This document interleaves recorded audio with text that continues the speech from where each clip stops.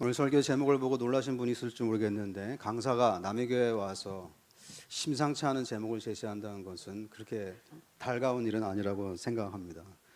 그럼에도 불구하고 제가 여러분들에게 오늘 이 아침과 그리고 오후에 두 번에 걸쳐서 꼭 나누고 싶은 이야기가 있는데, 이것은 이 교회의 사명과 중요한 주제이기 때문에 그렇습니다. 저는 개인적으로 저 나름대로 이 교회를 중요하게 여기기 때문에 이 자리에 와서 오후까지 제가 하겠다, 이렇게 목사님께 자청을 했습니다. 그것은 여러분이 듣고 있는 말씀이 중요한 말씀이고, 여러분이 모신 목사님이 중요하기 때문에 제가 조금이라도 힘을 좀 드리고자 하고, 목사님이 안 계실 때 교회인들이 해이하지 않도록 제가 가서 하겠습니다라고 말씀을 드려서 온 것입니다. 오늘 우리가 이 자리에서 다뤄야 될 것은 오늘날 교회의 형편이며, 우리가 어떤 식으로 신앙생활을 해야 되느냐 하는 것이며, 여러분은 여러분의 위기를 맞이했을 때 어떻게 극복을 해야 되느냐 하는 것입니다. 오늘날 우리나라 교회가 위기를 맞았다는데 부인할 사람은 없으리라 생각합니다. 사람들이 교회를 신뢰하지 않고 목사를 신뢰하지 않습니다. 혹시 여러분들이 어디 가서 사업하실 때 여러분이 교인이라고 밝히고 장로 또는 집사라 했는데 더 대우해주고 더 계약이 잘 성사되고 그리고 믿어주고 열쇠를 맡기고 비밀번호를 척척 맡기고 그런 적이 있는지 모르겠습니다. 오늘날 우리가 교인이라고 해도 바깥에 나가서 그렇게 다른 큰 신뢰를 얻고 있는 형편은 아닌데, 그 이유는 사람들이 교회를 너무도 안 좋아하기 때문에 그렇습니다. 오늘날 세상에서 교회에서 하는 말, 교회에 대해서 하는 욕을 들어보면은 정말 이 자리에서 다 말할 수 없을 정도로 심한 말들도 많이 하고 있는데, 그 정도로 교회가 상태가 안 좋다라는 것을 우리는 알아야 하는 것입니다. 왜 이렇게 되었을까요? 성경적으로 보면은 소금이 맛을 잃으면 어떻게 된다고 했습니까? 다만 밖에 버리죠. 발에 밟힐 뿐이니라 하고 있습니다. 예수님의 말씀입니다. 오늘날 교회가 사람들에게 발에 밟히는 이유는 무엇이라고요? 소금이 맛을 잃었기 때문입니다. 성경에 그대로 있습니다. 소금이 맛을 잃으면 다만 밖에 버려서 사람들이 지나가면서 밟는다라고 이야기했습니다. 밟는다는 게 뭐겠습니까? 모욕을 주는 것이죠. 무시하고 경멸하는 것입니다. 이것이 교회의 위기입니다. 위기를 만났다면 교회는 대책을 세워야 하는 것입니다. 여러분도 여러분의 위기를 만났을 때 대책을 세울 것입니다. 위기를 만났을 때 대책을 어떻게 세우는지를 보면 그 사람의 수준과 그 사람의 영적인 능력을 알 수가 있습니다. 여러분의 신앙 수준은 언제 드러나냐면, 지금 이 자리에서 점잖게 앉아있는 것이 우리의 신앙생활의 수준이 아니라 여러분들의 삶에서, 집안에서 위기를 만났을 때 가장이 딱 일어나서 어떤 대책을 발표하느냐에 달려 있습니다. 영적인 대책을 세우는 사람은 영적인 사람입니다. 근데 세상 사람들과 똑같은 대책을 세우는 사람은 세상 사람들과 똑같은 것입니다. 오늘날 교회가 위기를 만났다고 많이 얘기합니다. 이때 교회는 무슨 대책을 세우냐 하는 겁니다. 하나님이 원하시고 기뻐하시는 대책을 세우면 교회는 위기를 극복할 수 있지만, 남들도 다 할 수 있는, 세상 사람들도 할 수 있는 그런 대책을 세운다면 교회는 위기를 벗어나지 못하는 것입니다. 오늘 말씀은 여러분이 여러분의 삶에서 당하는 어려움을 이기는 데 있어서도 중요한 제시를 해주고 있습니다. 어려움이 없는 사람이 없습니다. 제가 목회를 하면서 교인들을 하나씩 만나보면은 정말 다 어려움이 있으며 깊은 상처들이 있습니다. 상처들이 큽니다. 그리고 그 상처가 해결되지 못해서 절망감이 또 큽니다. 그러다 보면은 이제 집안은 이제 꼴이 말이 아니게 되는 경우도 많이 있고, 마음도 지치고 몸도 지쳐서 될 대로 되라 하면서 그냥 사는 경우들이 많이 있습니다. 여러분의 교회의 표의 두 번째가 사람을 살린다 이렇게 하고 있습니다. 2번 사람을 살리는 교회, 3번이 정결한 교회입니다. 1번이 중요합니다. 하나님을 높이는 교회. 제가 이 교회를 처음에 중요하게 본다라는 것은, 하나님을 높이는 교회라는 표 1번을 제시한 교회는 오늘날 그렇게 많지 않습니다. 표가 잘 된 것이, 방향을 잡은 것입니다. 하나님을 높이는 교회, 그래야만 사람을 살릴 수가 있습니다. 여러분도 여러분의 위기 상황에서 하나님을 높이는 쪽으로 방법을, 대안을 제시를 해야지, 남들과 똑같이 옆집이 하는 방식, 내 친구들이 쓰는 방식을 그대로 쓰면 문제는 해결되지 않는다는 것을 오늘 본문을 통해서 배울 필요가 있습니다. 첫 번째 오늘 다룰 내용은 1절에서 11절인데 장로들의 잘못된 선택입니다.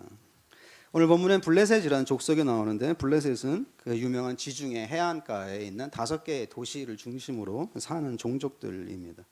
근데 이 블레셋 사람들은 해변에 살고 있었기 때문에 해안가에 살고 있기 때문에 항상 야망이 뭐냐면은 내륙으로 진출하는 것이었습니다. 내륙에 좋은 게 다 있으니까. 그런데 이 내륙은 예루살렘, 이스라엘 백성들이 차지하고 있었습니다. 그러니까 어떻게 되겠습니까? 충돌이 불가피한 것입니다. 그래서 블레셋과 이스라엘은 아주 자주 전쟁을 했고 자주 충돌을 하고 했습니다. 오늘 본문에도 아박과 에벤에셀이라는 지명이 나왔는데 여기에서 전투가 크게 벌어졌습니다. 결정적인 전투였습니다. 하나님의 백성이 이방 백성과 싸우게 된 것입니다. 그렇다면은 흔히들 생각하면은 하나님의 백성이 이기는 것이 자연스러운데 오늘 본문의 3절 말씀에 보면은 이들은 크게 패하고 말았습니다. 크게 패했습니다. 4장 3절에 보면 이스라엘 백성, 하나님의 백성 몇 명이나 죽었다고 얘기하고 있습니까? 4천 명이나 죽었습니다. 받아들일 수가 없는 일이었습니다. 어떻게 우리가 하나님 백성인데 우리가 하나님 믿는데 어떻게 이런 일이 일어날 수가 있지 하는 것이죠. 당황스러운 일입니다. 우리는 만사형통 하면 참 좋을 것 같은데 하나님의 백성인 이스라엘 백성들이 전쟁에 나가서 특별히 전쟁에 나가서 4천 명이나 죽었습니다. 크게 패한 것입니다. 그러니 당연히 여러분 질문을 하지 않을 수가 없는 것입니다. 3절 말씀에 보면은 백성들과 장로들의 질문입니다. 여기 보면은 정말 안타까운 질문이 나오는데 3절에 중간쯤 여호와께서 어찌하여 우리에게 오늘 블레셋 사람들 앞에 패하게 하셨는고. 여호와께서 어째서 우리에게 블레셋 사람들 앞에서 패하게 하셨는고. 질문을 잘 했습니다. 이 전쟁에서 진 것은 실력이 부족해서가 아니라 하나님이 우리를 패하게 했다는 것입니다. 하나님이 우리를 패하게 하셨구나. 이걸 잘 찾아냈습니다. 아니라면은 이렇게 질 수가 없다는 것입니다. 우리가 누구냐? 하나님 백성인데 어떻게 이렇게 질 수가 있지 하는 것입니다. 이들은 자신들 가운데 하나님이 계시지 않았다. 하나님이 안 계셨구나. 그래서 우리가 이렇게 졌구나 하는 것을 생각했던 것이 분명합니다. 그래서 이제 어떤 대책을 세우고 있습니까, 여러분? 3절 중간쯤에 보면은 블레셋 사람들 앞에서 패하게 하셨는고 한 다음에 여호와의 언약궤를 실로에서 우리에게로 가져다가 우리 중에 있게 하여 그것으로 우리를 우리 원수들의 손에서 구원하게 하자. 여기 3절에 장로들이 나오는데 장로들의 진단과 장로들의 대책은 무엇이냐면은 이 전쟁하면서 깜빡 두고 온 게 있다는 것입니다. 그게 뭐냐면 실로라는 하나님의 집에서 여호와의 언약궤, 하나님의 언약궤죠, 법궤죠. 그걸 안 갖고 왔다는 것이죠. 이런 세상에 하면서 너무너무 안타까워했겠죠. 이 사람들이 여러분 이 언약궤를 가져와야겠다. 여호와의 언약궤를 하나님의 집에서 이 전쟁터로 가져와야겠다라고 생각한 데는 나름 이유가 있습니다. 그 이유는 요단강을 건너서 여리고로 진격할 때 이들의 전쟁 핵심에는 여호와의 언약궤가 있었습니다. 여호와의 언약궤가 요단강에 발을 딛고 요단강에 갈라지기 시작했습니다. 여호와의 언약궤가 여리고를 빙빙 돌 때에 여리고가 무너졌습니다. 그러니까 이 사람들은 역사적으로 여호와의 언약궤, 하나님의 법궤를 갖고 와야 전쟁에서 승리하는구나라는 것을 알고 있었습니다. 그런데 이번에 그걸 두고 왔다는 거예요. 빨리 가서 갖고 오라고 얘기했습니다. 그게 없어서 졌어 하는 것이었습니다. 참으로 여러분 이 사람들은 역사적인 검토를 할 줄 알았고 그리고 신앙적인 해결책을 찾았습니다. 하나님을 모시고 오자 이것입니다. 하나님 우리 가운데 안 계셔서 그래 하는 것이었습니다. 장로들이 자신감이 생겼습니다. 왜냐하면 대책을 이제 알았잖아요. 이유를 알았잖아요. 얼마나 마음이 당해겠습니까? 효과가 당장 나타나고 있습니다. 여호와의 언약궤를 실로에서 갖고 오자 어떤 일이 일어났습니까? 5절에 이스라엘 백성들의 사기가 하늘을 찔렀습니다. 5절 말씀해 보면 뭐라고 하겠습니까? 이스라엘 백성들이 환영하고 함성을 지르는데 어느 정도였다고 말하고 있습니까? 땅이 울릴 정도였습니다. 땅이 울릴 정도였습니다. 전에 여러분 월드컵에서 멕시코가 이기니까는 멕시코 사람들이 이기니까는 저기 16강에 나가니까 너무 뛰어갖고 지구가 뭐 떨었다 이런 식으로 뉴스가 우스개 뉴스가 나오던데 이 사람들이 지금 그 얘기를 하고 있는 것입니다. 얼마나 마음이 기뻤던지 땅이 진동을 했다라고 얘기하고 있습니다. 왜? 이젠 됐다 하는 것이죠. 하나님이 우리한테 왔다는 것이죠. 이젠 됐다 하는 것이죠. 여러분, 이들만 이런 것이 아닙니다. 7절과 8절에 보면 블레셋 사람들은 이 이스라엘 백성들의 진영에서 사기가 하늘을 쫙 올라가니까 두려웠습니다. 7절과 8절을 읽어보면 여러분, 화로다 화로다라는 말이 2번이나 나오고 있습니다. 망했다는 것이 쉽게 말하면. 왜냐하면 이스라엘 백성들의 사기가 하늘을 찌르고 땅을 진동시키잖아요. 여러분, 전쟁과 운동 경기에서 사기가 얼마나 중요합니까? 전쟁에서. 그래서 여러분, 전쟁에서 지휘관 항상 전투에 임할 때 이렇게 정신력 강화를 위해서 연설을 합니다. 그 연설을 듣고 힘이 나는 것입니다. 운동 경기에서도 그렇죠, 여러분. 운동 경기에서 감독이나 주장이 선수들에게 어떤 정신을 불어넣느냐에 따라서 선수들의 이 힘이 달라지고 경기력이 달라지기도 하는 것입니다. 이렇게 한국으로 돌아갈 수 없다. 월드컵에서 다 지고 한국으로 돌아갈 수 없다. 우리 한번 마지막 잘해보자. 이렇게 돌아갈 수 없다라고 주장이 한마디 하니까 그 다음에 독일전을 2대0으로 이기지 않습니까? 그 전에 계속 치다가. 사기란 것은 굉장한 힘을 발휘하는 것이죠. 우리가 하겠다, 해야겠다 하면은 이 사람들이 딱 준비가 되는 것입니다. 그래서 이 블레셋도 이제는 겁을 먹고 있습니다. 근데 결과가 어떻게 됐습니까, 여러분?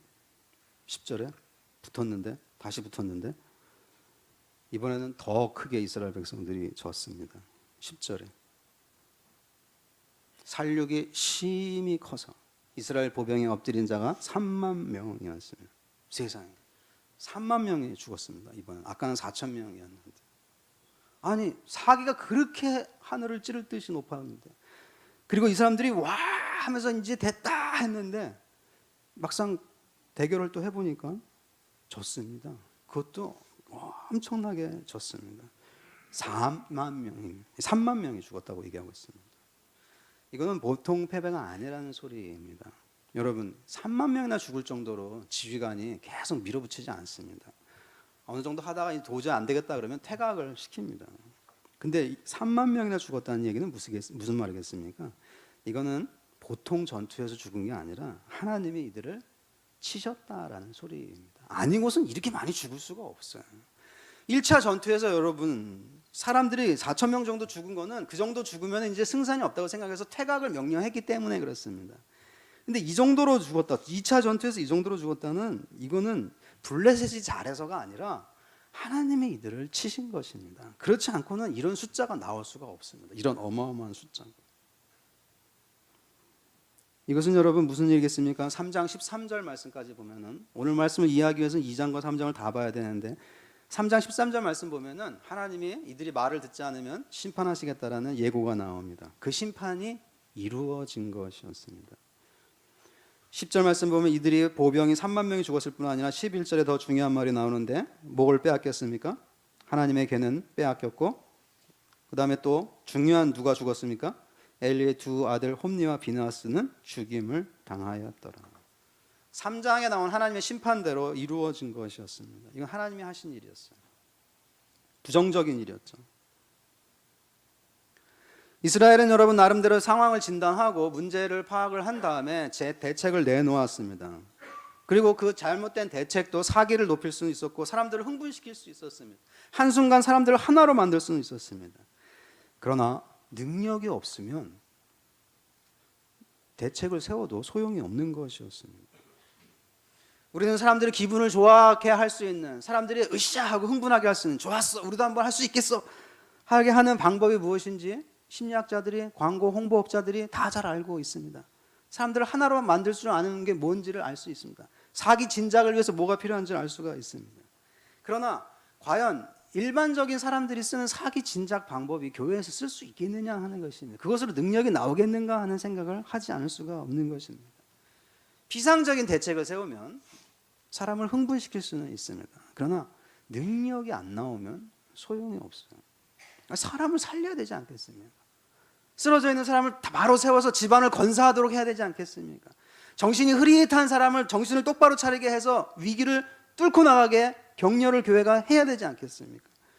그런데 하나님의 방식을 쓰지 않으면 비상적으로 나가면 더 힘들어진다는 것입니다. 더. 하나님이 이스라엘을 패하게 하신 이유는 여러분, 이들이 언약궤를 챙기지 않았기 때문이 아니었습니다. 단순히 언약궤라는 그 상자를 가져오지 않았다. 그게 문제가 아니었습니다. 그게 문제가 아니라 그 언약궤 옆에 있는 사람, 즉 홈리와 비느하스가 문제였습니다. 오늘 성경은 그래서 홈리와 비느하스를 강조하고 있는 것입니다. 4절에도 홈리와 비느하스가 나오고 11절에도 홈리와 비느하스가 나오는데, 홈리와 비느하스는 이 당시 엘리 제사장의 아들들인데 이 언약궤를 지키는 사명을 맡은 제사장 역할을 하고 있었는데 타락한 제사장이었습니다. 얼마나 타락했는지는 2장을 보면 나옵니다. 이 사람들이 문제였습니다. 언약궤를 상자가 여기 왔느냐 안 왔느냐의 문제가 아니라 그 하나님의 언약궤를 지키고 있는 제사장 가문이 문제였고, 하나님은 3장에서 이 가문을 심판할 것이다라고 이야기를 했습니다. 정말 문제는 무엇이었습니까? 엘리 가문이 하나님을 존중하지 않았기 때문이었습니다. 처음에 읽은 말씀 2장 30절 말씀에 하나님이 말하기를 나를 존중히 여기는 자를 내가 존중히 여기고 나를 경멸하는 자는 나도 경멸하리라 하는데, 하나님이 지금 여기 이 사람들을 경멸한 것입니다. 왜? 하나님을 존중하지를 않았습니다. 이들은 언약궤만 가져오면 되는 줄 알았어요. 피상적이었습니다. 형식을 갖추면 되는 줄 알았습니다. 내용이 없는데요. 형식은 의미가 없었다는 것입니다. 이들이 실패한 이유는 하나님의 진단이 아니라 자신들의 피상적인 진단을 따랐기 때문이었습니다. 하나님은 3장에서 이들의 상태에 대해서 엄중하게 경고했습니다. 언약궤가 문제가 아니라 언약궤 옆에 있는 홈리와 비느하스가 문제라고 얘기했습니다. 근데 안 들었습니다. 안 들었습니다. 감히 어떻게 제사장에게 뭐라고 할 수가 있겠습니까? 그러니까 여러분, 핵심을 파고들지 못하니까 피상적인 대책을 내놓고 피상적인 대책을 내오고 사기는 올라갈 수가 있습니다. 근데 문제는 능력이 없다는 것이에요. 여러분들도 여러분의 가정에서 위기 상황에서 피상적인 해결책을 제시할 수 있습니다. 오늘날 교회들이 제기하는 해결책은 뭐냐면은 이벤트를 하는 것입니다. 만약에 여러분이 이제 어떤 교회 목사가 이제 처음으로 갔는데 이제 청병을 받아서 가는데 교회가 너무 침체됐다고 칩시다. 그러면 이제 교회가 침체돼 있고 교회들이 다 무겁게 가라앉아 있으니까 교회들을 이렇게 딱 뜨게 하려면 어떻게 해야 되냐? 요즘 가장 많이 쓰는 방법은 뭡니까? 가장 손쉽게 분위기를 확 업그레이드 시키고 사람들을 으쌰하면서 아, 우리 새로워졌어 하는 분위기를 갖게 하는 방법이 뭘까요? 유명한 교회 다니는 연예인을 불러오면 되죠. 그렇죠, 여러분? 그 여기서 가수 보면 노래 한번 쫙 하고, 유명한 연예인 중에서 또 운동 선수들 중에서 교회 열심히 다니는 애들 불러다가 여기서 간증을 시키면 됩니다. 그리고 전단지 쫙 뿌려갖고 아무개가 우리 교회 온다, 막 포스터 쫙 뿌리고 여러분 띠 둘고 쫙 나가갖고 아무개가 우리 교회 옵니다 막 돌리고, 그러면은 뭐 되는 것처럼 보여요. 여기 사람들 꽉꽉 찹니다. 유명한 사람 부르려고. 근데 문제는 뭐냐면 그렇게 한다고 해서 우리가 어려움을 돌파할 수 있는 믿음이 생기고 환난 가운데서 우리 주님께 나가자, 주님께 나가면 된다, 이러는 확신이 생기느냐 하는 것입니다. 안 생기죠. 그 다음 주 와보면 또 어떻게 돼 있습니까? 다 푸졌죠. 이벤트나 행사를 통해서 확 올릴 수가 있습니다. 근데 그 다음 주 가면 그렇게 하고 있는 것입니다. 그렇게 하면은 피상적인 해결책을 제시한다는 것입니다. 여러분의 가정에 어려움이 있을 때 그 어려움을 풀어야 될 사람은 곰곰이 생각해야 됩니다. 여기서 우리는 어떻게 해야 될까? 근데 그 깊이 생각하고 하나님의 방법을 구하지 않고, 만약에 야, 우리 너무 기분이 꿀꿀하다, 우리 나가서 오늘 외식하자, 외식 쫙 나간 다음에 야, 우리 가서 베스킨 라빈스 가서 31개 아이스크림 다 먹어보자, 아이스크림 다 먹어보고, 그리고 집에 딱 들어오면 여러분 문제가 해결됩니까? 들어오면서 혹시 싸우지 않습니까, 여러분? 누가 신발을 이렇게 엉망으로 벗어놓고 갔어? 이렇게 얘기하고, 왜 불 안 끄고 나간 거야? 이 전기 아까운데 왜 또 소리 질러? 이렇게 하다가 또 싸우고. 아니, 베스킨 라빈스 가서 31개 아이스크림 다 먹고 오면 뭘 합니까? 집에 와서 또 싸우는 거를.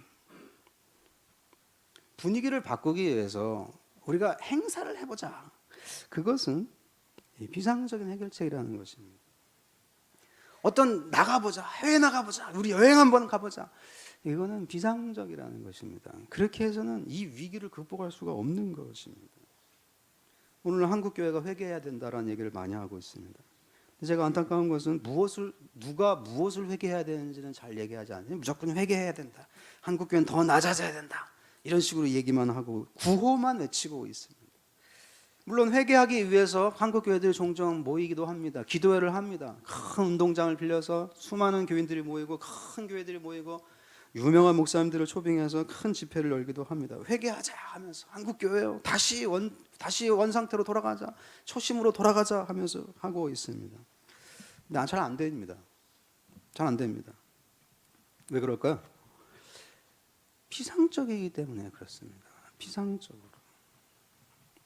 깊이를 파고들어야 돼요. 왜 이렇게 되었을까라고 물어봐야 하는 것입니다. 답은 무엇입니까? 우리가 하나님을 존중하지 않았다는 것이죠. 여러분 교회 표 1번으로 이야기하면 하나님을 높이지 않았다는 것입니다. 너무 인간적이었다는 것이에요. 우리가 하나님을 높이자, 그래야 사람을 살린다, 이 확신을 갖고 딱 교회에 임해야 되는데 그렇게 하지 않고 행사를 하고 유명한 사람이 오면 하는 것이에요. 제가 제일 안타깝게 여기는 것은 여러 기독교에서 회개 집회나 참회 집회를 합니다. 근데 꼭 빠지지 않고 초청하는 사람들이 누구냐면 연예인들, 밴드나 가수들이에요. 왜 그럴까요? 그런 사람들이 안 오면 교인들이 안 모여요. 안 모이면 이게 행사를 크게 했다라고 할 수가 없잖아요. 그러니까 가만히 순서지를 보면은 꼭 유명한 사람 누가 참석을 합니다. 그렇게 해서야 여러분 어떻게 우리가 하나님을 높인다라고 말할 수 있겠냐 하는 것입니다. 진정으로 하나님을 높이는 게 무엇인지 앉아서 생각을 해야 되는 것입니다. 여러분들이 위기가 닥쳤을 때, 여러분의 일들이 자꾸 계속 안 될 때, 처음에는 3천만 원만 날아가는데 그 다음은 4억씩 날아가는 일이 발생할 때 앉아서 나는 어떻게 하면 하나님을 존중하지 하는 생각을 해야 하는 것입니다. 오늘날 교회가 당하는 어려움은 우리의 사기가 부족해서가 아닙니다. 교회는 오늘날 좋은 게 많이 있습니다. 아직까지 사람도 많이 있습니다. 장비도 많고 좋은 게 많이 있습니다. 문제는 무엇입니까? 하나님의 능력이 나타나지 않는 것이에요. 하나님의 능력이 나타나지 않는 이유는 하나님을 높이지 않기 때문인 것입니다. 지금 이 사람들의 문제는 여러분 언약궤라는 상자가 이 자리에 오지 않았다가 아니라 하나님을 높이지 않는 풍조가 너무도 퍼져 있었다는 데 있습니다. 엘리 제사장 그리고 엘리의 두 아들 홈리와 비나스가 하나님을 가볍게 여기고 있습니다. 제사를 가볍게 여겼습니다. 자기 직분을 가볍게 여겼습니다. 그럴 때 위기가 닥친 것이고 그것은 이 상자를 가져온다고 해서 해결되는 문제는 아니었습니다. 두 번째는 12절에서 18절인데 목이 부러진 엘리 제사장의 모습입니다. 언약궤까지 동원되자 제사장 엘리의 마음은 떨리기 시작했다라고 얘기하고 있습니다. 13절 말씀해 보면은 그가 이를 때 패전했다는 소식을 전하는 이제 군인이 달려온 겁니다. 13절에 보면 그가 이를 때는 엘리가 길 옆 자기의 의자에 앉아 기다리며 그의 마음이 하나님의 궤로 말미암아 떨릴 즈음이라. 엘리도 그래도 아무리 나쁜 사람이지만 아무리 이 썩은 제사장이지만 그래도 제사장이라서 여호와의 언약궤까지 진중에 나가니까 걱정이 됐던 것이에요. 야 이거는 심상치 않은데 하고 마음이 떨리고 조마조마하면서 야 이거 심상치 않은데 하면서 떨리고 있었습니다. 그때 전쟁터에서 한 사람이 달려오는데 사람들이 막 소리를 지르고 막 소란스러워지기 시작했습니다. 엘리의 마음이 두근두근 하는 거 떨리는 것이죠. 진작 떨려야 했습니다. 진작 자식들이 죄를 짓고 있다는 이야기를 들을 때 두근두근 떨리면서 이러다간 하나님이 진노하시는데 떨어야 됐는데 그때는 안 떨고 다 끝난 다음에 기회가 다 지나간 다음에 떨고 있습니다. 자기의 두 아들이 이 실로에서 하나님의 궤 옆에서 엄청난 죄, 차마 입에 담지도 못할 죄를 짓고 있다는 말을 들었을 때 두 아들을 당장 잡아다가 내 이놈들 하면서 직분을 파직시키고 모든 것을 빼앗고 그리고 하나님 제발 목숨만 살려주십시오 이런 식으로 했어야 되는데 엘리는 그렇게 하지 않았습니다. 그렇게 하지 않고 2장 3장에 보면 여러분 점잖게 타이릅니다. 야야야 이제 그만해라 이런 식으로 타이르고 끝났습니다. 이런 식으로 야단을 치고 직분을 빼앗고 너희 같은 놈들 때문에 안 돼 하면서 쫓아내고 이래야 됐는데 안 했어요. 왜 그랬을까요? 자기의 사랑스러운 아들들이었으니까 못한 겁니다. 그게 안 됐던 것입니다. 하나님 앞에 두려움을 표시했어야 되는데 아들들을 더 두려워했던 것입니다. 그러고서 지금 와서 떨고 있는데 늦었습니다. 이미. 어떻게 비참하게 죽고 있습니까? 17절과 18절에 17절 읽겠습니다. 소식을 전하는 자가 대답하여 이르되 이스라엘이 블레 사람들 앞에서 도망하였고 백성 중에는 큰 살육이 있었고 당신의 두 아들 홈리와 비느하스도 죽임을 당했고 하나님의 괴는 빼앗겼나이다. 하나님의 괴를 말할 때에 엘리가 자기의 의자에서 뒤로 넘어져 문 곁에서 목이 부러져 죽었으니 나이가 많고 비대한 까닭이라. 개혁성 옛날 성경에는 비둔한 까닭이라 이렇게 나와 있죠. 하나님의 괴를 말할 때 비극적이죠. 엘리는 하나님의 궤도 빼앗겼습니다. 이 전쟁에서 패한 소식을 전하는 사람은 조심스럽죠. 그래서 순서를 보면은 중요한 걸 뒤에 얘기할 줄 아는 감각은 있습니다. 그래서 엘리가 덜 충격을 받을 것 같은 이야기부터 앞에서 얘기하고 있어요. 앞에서 큰 살육이 있었고, 근데요 당신의 아들 홈리와 비느하스도 죽었고요. 뭐 이렇게 하는데, 근데요 더 중요한 게 있는데요. 하나님의 궤도 빼앗겼습니다. 그때 충격을 받는 것이었습니다. 성경은 이 사람이 목이 부러져 죽었는데 왜 목이 부러져 죽었다고 얘기하고 있습니까? 18절 중간쯤에 목이 부러져 죽었으니 나이가 많고 비대한 까닭이라. 비둔한 까닭이라. 이 비둔하다, 비대하다라는 단어가 중요합니다. 엘리는 몸이 비대했습니다. 몸이. 근데 여기서 비대하다는 것은 히브리어로 구약 성경 원래 말로 하면 카보드인데, 아까 제가 처음에 읽은 2장 30절에 나온 나를 존중히 여기는 자를 내가 존중히 여기고야, 그 단어가 카보드입니다. 나를 카보드, 즉 하나님께 영광을 돌린다. 하나님을 영광스럽게 하는 자를 내가 영광스럽게 하고입니다. 다시 번역합니다. 나를 영광스럽게 하는 자를 내가 영광스럽게 하고 나를 경멸하는 자를 내가 경멸할 것이다 하는데, 엘리는 그동안 이 카보드, 중요하게 여기는 것, 존중하는 거를 하나님을 존중했어야 되는데 그게 아니라 뭐를 존중했다는 겁니까? 오늘 성경 해석은 자기 몸뚱아리였다는 거예요. 자기를 위해 살았다는 거예요. 자기를. 그래서 자기 영광, 자기의 카보드, 자기의 비대함, 한글 개혁 성경은 이걸 비대함이라고 했는데 카보드입니다. 자기의 카보드를 위해서 살았어요. 이 제사장 직분을 하면서 자기의 영광을 위해서 살았고, 그 결과를 신체적으로 나타나는 게 뭐였냐면은 몸이 비대해졌다 하는 것이. 몸이 무거웠어요. 그러니까 뒤로 넘어지면서 일어날 수 없을 정도로 목에 큰 충격을 받은 것이었습니다. 성경은 이 비둔하다라는 단어를 통해서 하나님의 카보드를 경멸한 자가 하나님이 어떻게 무시하는지를 보여주고 있는 것입니다. 하나님을 멸시하면 그 사람이 하나님을 멸시한다는 건 하나님보다 더 중요한 게 있다는 거죠. 그래서 그 더 중요하고 애지중지하게 여겼던 그것으로 인해서 자기가 실패하고 만다는 것입니다. 이것이 엘리의 비극적인 죽음이었어요. 자신의 무게, 하나님을, 이 카보드라는 히브리어는 굉장히 중요한 동사인데요, 명사인데요, 영광 또는 무게, 중요함, 존중 이런 단어로 다 번역이 되곤 합니다. 하나님을 무게 있게 대접해야 되는데 하나님을 무게 있게 대접하지 않고 자기를 무게 있게 여기니까 그 무게에 깔려 결국 목이 부러진 것이었습니다. 비극이었습니다. 이스라엘이 이렇게 된 것은 1차적으로 여러분 하나님의 종 엘리가 눈이 어두워졌기 때문이었습니다.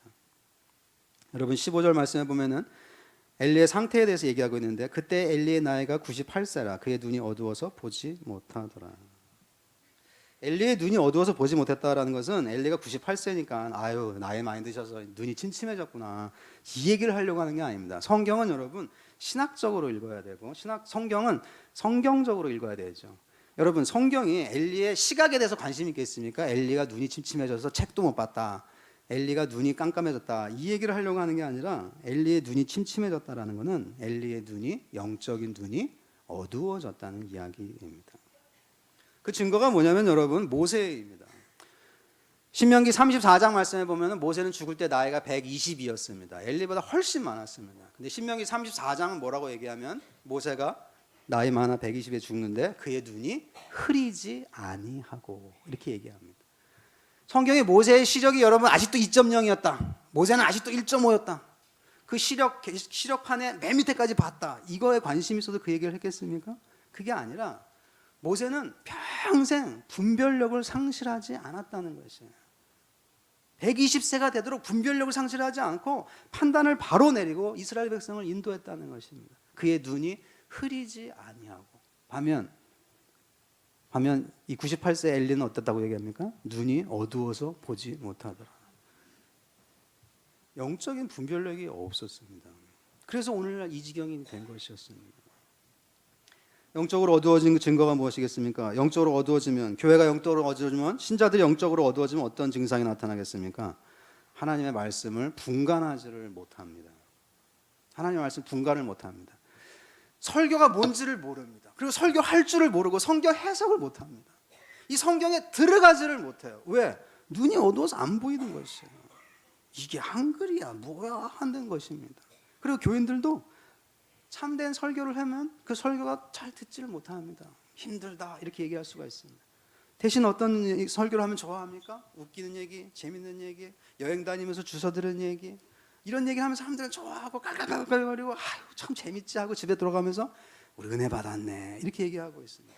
오늘날 제가 이 설교를 하면서 여러분에게 전달하고자 하는 중대한 것은 뭐냐면, 오늘날 교인들이 듣는 귀가 없습니다. 그래서 재밌으면 설교라고 생각해요. 이 강단에서 뭘 해야 되는지를, 무슨 말씀을 기대해야 되는지 잘 모릅니다. 그냥 일주일에 피곤한 사람, 괴로운 사람, 답답한 거를 그냥 이렇게 힐링해주는 그런 말들을 들으면은 은혜 받았다 이렇게 생각하고 있습니다. 그렇지 않습니다. 여기서는 여러분의 문제에 대한 진단을 들어야 돼요. 그래야 여러분이 나가서 문제를 해결하지 않겠습니까?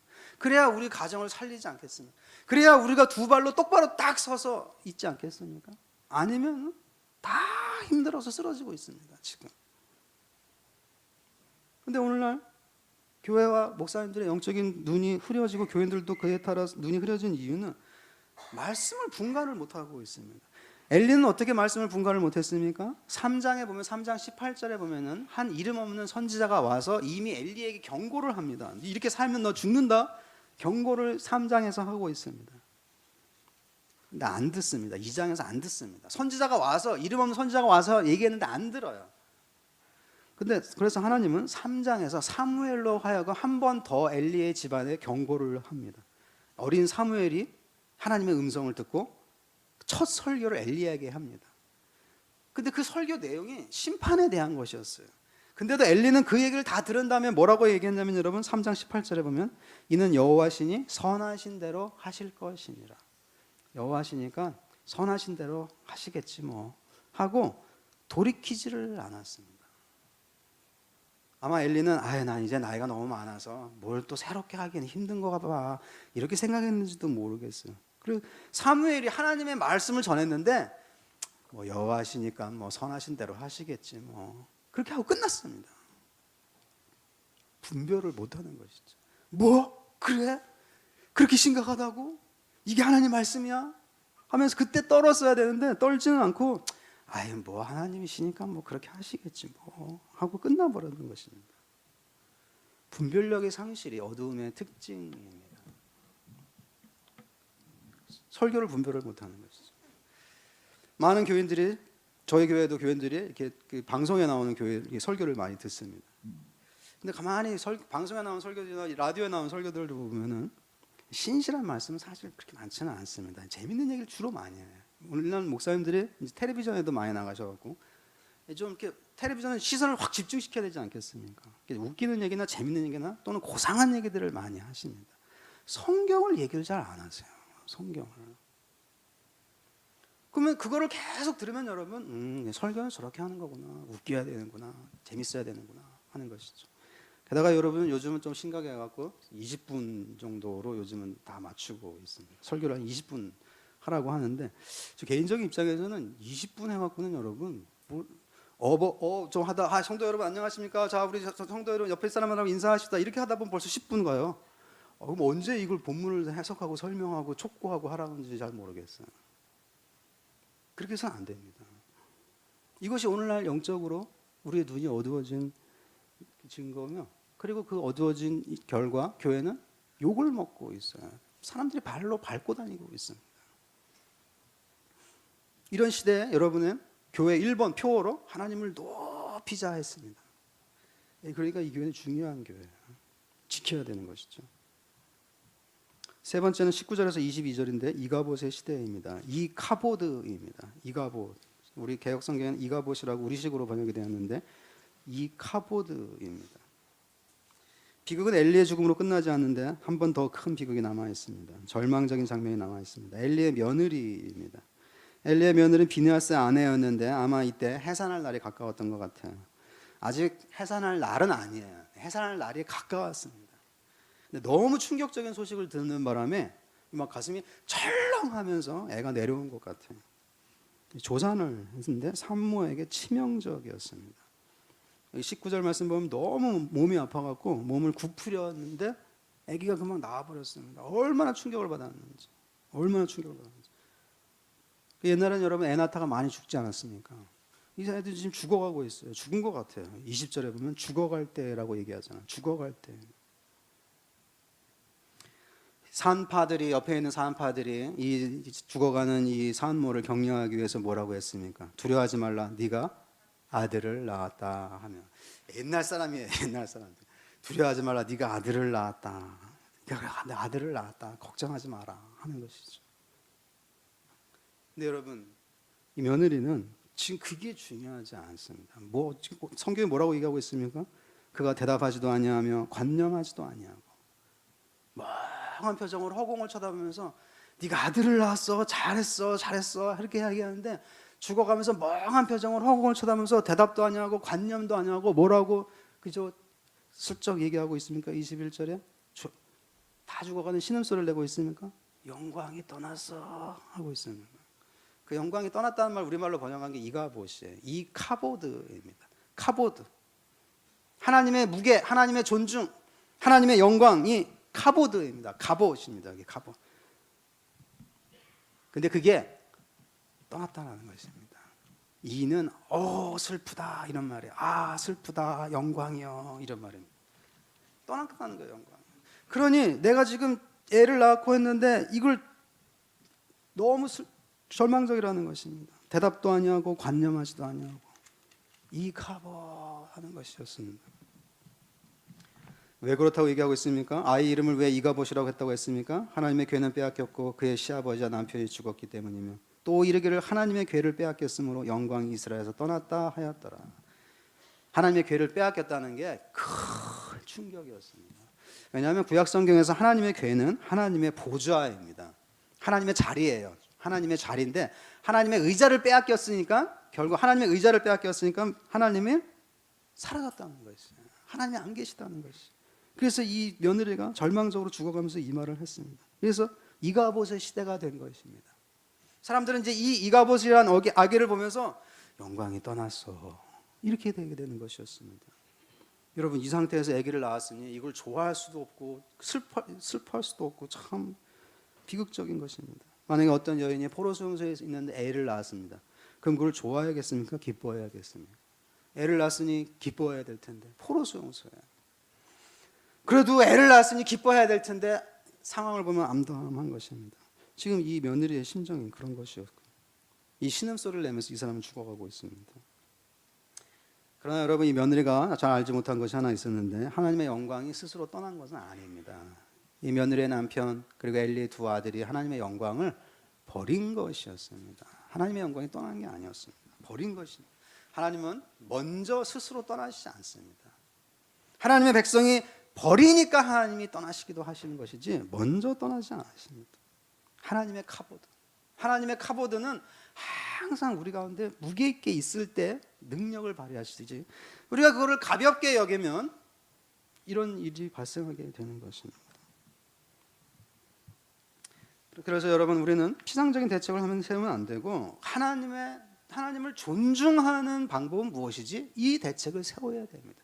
여러분이 어떤 어려움을 당하든 어떤 힘든 일들이 여러분 가정에 있든 사람들이 쓰는 방법을 쓰면 더 나빠집니다. 어떤 방법을 쓰셔야 되면 나는 이 상황에서 어떻게 하면 하나님을 존중하는 쪽으로 나갈 수 있지? 그 방법을 써야 됩니다. 그 생각을 해야 됩니다. 그리고 그게 모르면 그때 목사님에게 신방을 요청하거나 상담을 요청하거나 해서 이 상황에서 내가 어떻게 하나님을 존중해야 될지 모르겠습니다 하면은 그때 이제 영적인 눈이 있는 목사들은 딱딱딱 짚어줍니다.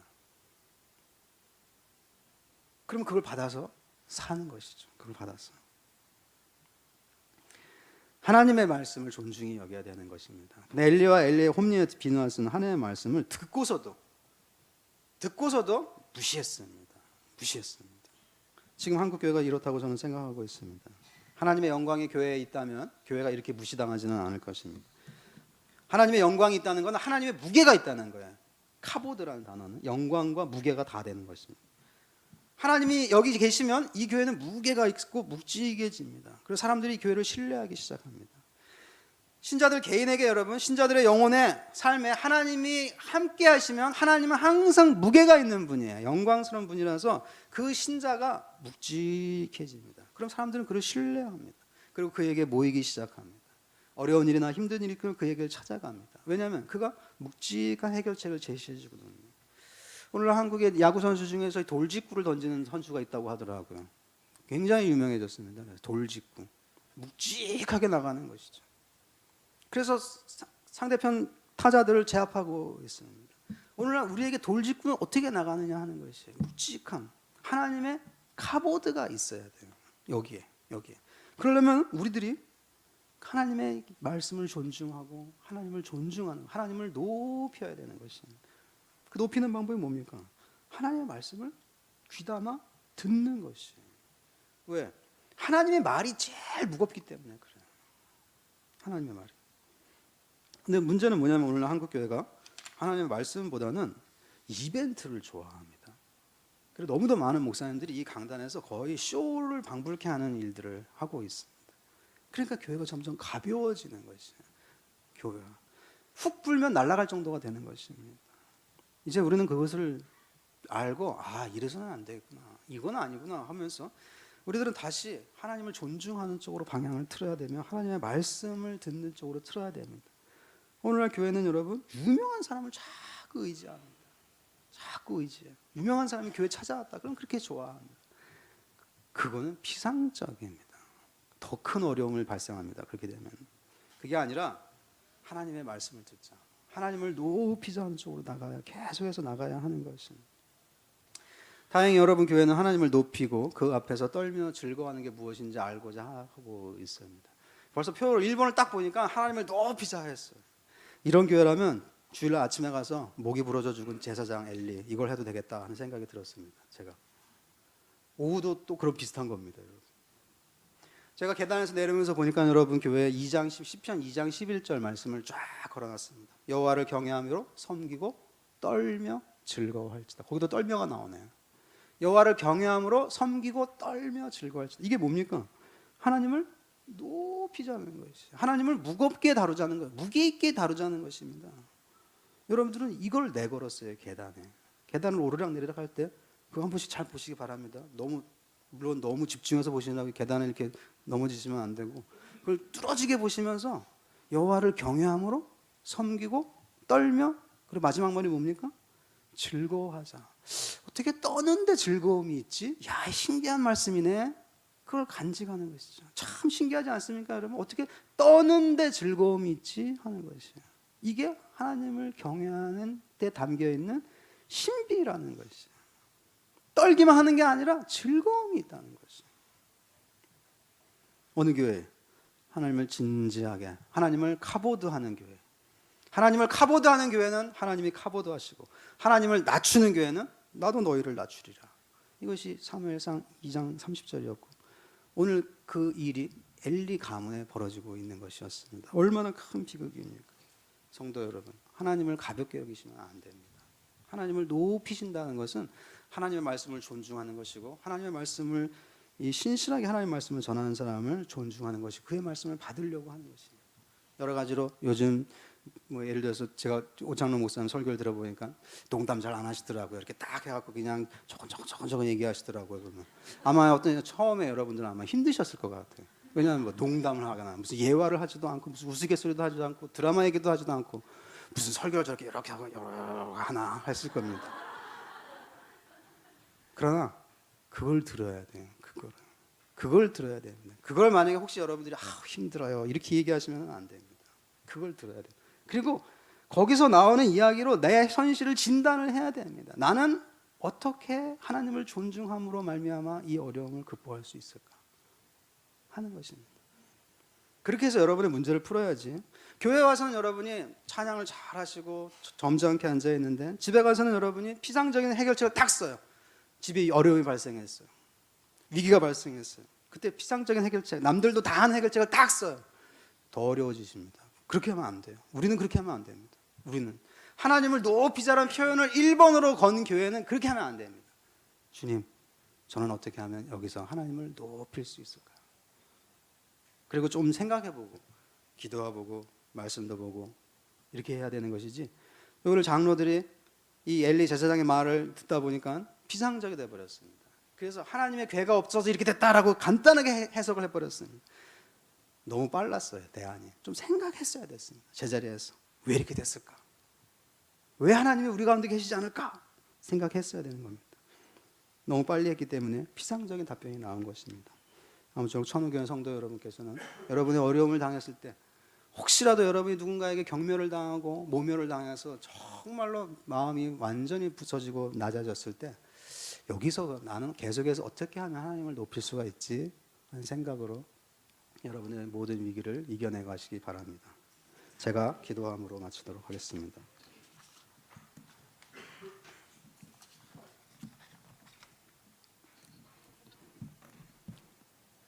감히 우리가 상상도 할 수 없는 영광과 존귀 가운데 계신 하나님 아버지, 하나님의 무게가 이 세상과 우주를 바치고 있는 힘이요, 과학자들이 그렇게 궁금해하는 중력, 전기력, 자기력, 모든 힘의 근원이 하나님인 줄 믿습니다.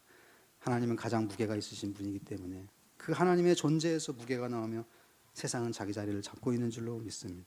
아버지 하나님, 사람만 흔들리고 방황하고 있습니다.